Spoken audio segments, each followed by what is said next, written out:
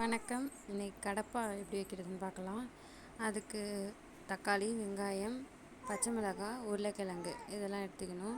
அப்புறம் கடலை மாவை தண்ணியில் கரைச்சி அதில் கொஞ்சம் பெருஞ்சீரகம் போட்டு அதை தனியாக வச்சுக்கணும்.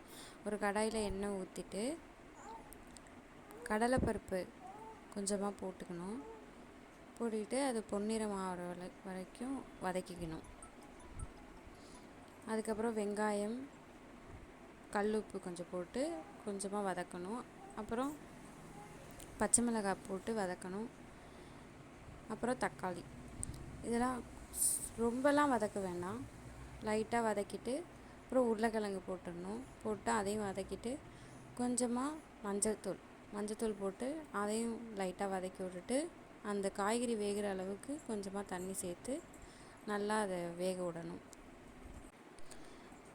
நல்லா வெந்து வந்ததுக்கப்புறம் நம்ம கரைச்சி வச்சுருக்கோம்ல கடல மாவும் பெருஞ்சீரகமும் போட்டு அந்த மிக்ஸை அப்படியே அதில் சேர்த்துட்டு நல்லா கொதித்து வரும்போது ரொம்ப கெட்டியாக இருந்துச்சுன்னா கொஞ்சம் தண்ணி ஆட் பண்ணிக்கலாம். தண்ணி ஆட் பண்ணிக்கிட்டு கொத்தமல்லி, கருவேப்பிலை போட்டு நல்லா அது ஒரு கொதி வந்தோடனே அந்த கடல மாவு ஸ்மெல் போனோடனே இறக்கிடலாம்.